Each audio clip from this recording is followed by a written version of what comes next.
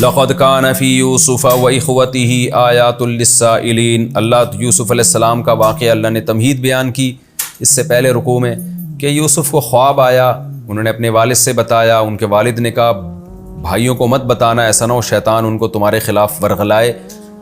جانتے تھے یوسف یعقوب علیہ السلام، پہلے سے دیکھ رہے تھے کہ بھائی ان سے حسد کرتے ہیں، تو اس لیے منع کیا۔ اب قرآن پورا واقعہ ڈیٹیل سے شروع کر رہا ہے کہ بے شک یوسف اور اس کے بھائیوں کے واقعات میں بہت ساری نشانیاں ہیں پوچھنے والوں کے لیے، بہت سے عبرت کی باتیں آئیں گی اس میں جنہیں تمہیں عبرت ملے گی۔ اذ قالوا لیوسف، وہ واقعات کرنے کے قابل ہے جب وہ بھائی کہنے لگے لیوسف واخوہ احب الی ابینا منا، کہ یوسف اور اس کا بھائی جو ہے وہ ہمارے باپ کو ہم سے زیادہ محبوب ہے، وَنَحْنُ عُصْبَةٌ، جبکہ ہم تو ایک مضبوط جماعت بھی ہیں۔ یعقوب علیہ السلام کو جو خطرہ تھا نا کہ بھائیوں میں حسد ہے، اس لیے انہوں نے منع کیا کہ بھائیوں کو خواب نہ سنانا، تو خواب سنائے بغیر ہی وہ پہلے سے اس حسد کی بیس پہ الٹی الٹی تدبیریں کر رہے تھے، اور تدبیروں کی بیس کیا تھی کہ باپ کو محبت یوسف سے زیادہ ہے اور اس کے بھائی سے، ہم سے محبت کم ہے۔ علماء نے یہاں بیان کیا ہے کہ عین ممکن ہے کہ یعقوب علیہ السلام کو جو بنیامین سے بھی زیادہ محبت تھی وہ بھی یوسف کی وجہ سے ہو، کیونکہ جب انسان کو کسی سے بہت محبت ہوتی ہے تو اس کے محبوب سے بھی محبت ہوتی ہے، تو چونکہ یہ دونوں ایک ہی ماں کی اولاد تھے تو اس لیے یوسف علیہ السلام کے بھی میلان، جو انسان کی نیچر ہے کہ وہ جب باپ ایک اور ماں بھی ایک ہی ہو تو ان میں زیادہ مضبوط رشتہ ہوتا ہے بنسبت اس کے کہ مائیں الگ الگ ہوں۔ جتنا رشتہ دور ہوتا چلا جائے گا ظاہر محبت کی بیس کمزور ہوتی چلی جائے گی، تو اسی بیس پر بنیامین سے بھی بہت زیادہ محبت تھی یوسف علیہ السلام کو، تو شاید یہی وجہ ہو کہ یعقوب علیہ السلام بنیامین سے بھی اسی طرح محبت کر رہے ہوں۔ اسی وجہ سے انہوں نے بنیامین کے خلاف سازش نہیں کی بلکہ یوسف علیہ السلام کے خلاف سازش کی کہ اصل وجہ یوسف ہے، ان کو باپ کی نگاہوں سے دور کر دو تاکہ ابا کا چہرہ تمہارے لیے خالی ہو جائے اور وہ تم سے محبت شروع کر دیں۔ تو جو علمی نکات ہیں وہ انشاءاللہ میں آخر میں خلاصے کے طور پہ آپ کے سامنے پیش کروں گا۔ تو کہنے لگے کہ ہم مضبوط جماعت ہیں، یعنی عام طور پر ہوتا یہی ہے نا کہ جو بچے ابا کو کما کے دے رہے ہوں یا ابا سمجھتے ہوں کہ یہ میرے کام آئیں گے، مضبوط لوگ ہیں، تو ماں باپ کی رغبت اکثر انہی کی طرف زیادہ ہوتی ہے۔ تو کہنے لگے کہ یوسف اور اس کا بھائی ہمارے ابا کو زیادہ محبوب ہے حالانکہ ہم جماعت ہیں۔ اِنَّ أَبَانَا لَفِي ضَلَالٍ مُبِينٍ، ہمارے ابا کھلی غلطی میں پڑے ہوئے ہیں۔ تو یہ دلائل جو تراشے جا رہے تھے نا، اصل میں ان کے پیچھے دلائل نہیں تھے، اصل میں ان کے پیچھے تھی حسد کی آگ، جیلیسی تھی، جس کی وجہ سے پھر جب انسان حسد کرتا ہے نا تو دلائل بھی اس کو مل جاتے ہیں۔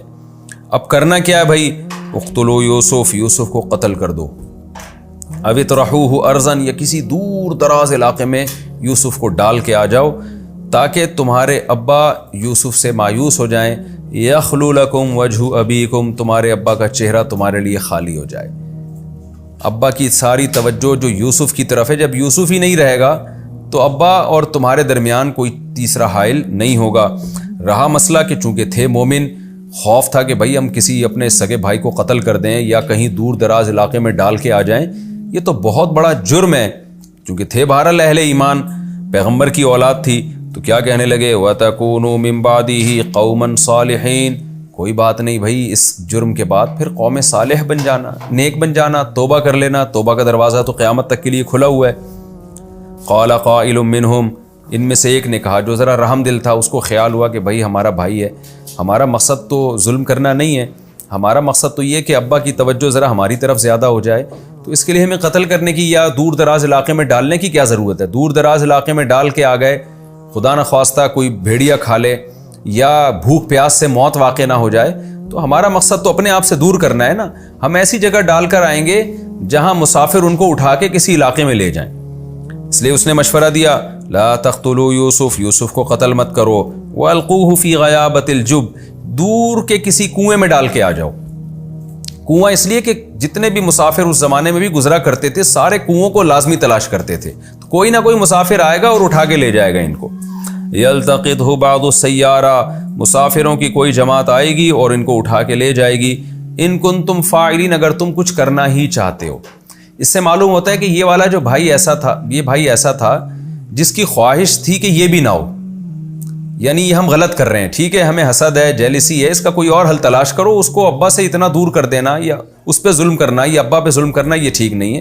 لیکن اگر کچھ کرنا ہی ہے تو سب سے کم نقصان والی یہ صورت ہے، اس سے یوسف محفوظ بھی ہو جائے گا، ابا سے دور بھی ہو جائے گا، زندگی بھی ضائع نہیں ہوگی، ابا کچھ دن یاد کر کے بھول جائیں گے، تو یہ ہمارے لیے سب سے کم نقصان دہ والی چیز ہے۔ ان کنتم فاعلین، اگر تم نے کچھ کرنا ہی ہے تو یہ سب سے زیادہ سوٹیبل طریقہ ہے۔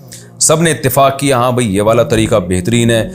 قالوا یا ابانا، آ گئے ابا کے پاس، کہنے لگے اے ہمارے ابا، ما لک لا تأمنا علی یوسف، آپ کو کیا ہو گیا کہ آپ یوسف کے بارے میں ہم پہ اعتماد ہی نہیں کرتے؟ اس سے معلوم ہوتا ہے کہ انہوں نے پہلے بھی کوشش 2-3 دفعہ کر چکے ہوں گے کہیں اس تفریح پہ لے جانے کی، دائیں بائیں۔ ابا کو ڈر ہوتا تھا کہ بھئی یہ تو ابا کو خوف نہیں تھا کہ یہ کسی بھیڑیے کو کھلا دیں گے، لیکن ابا کو یہ ہوتا تھا کہ بھئی ایسا نہ ہو یہ چھوٹے بھائی کا خیال نہ کریں۔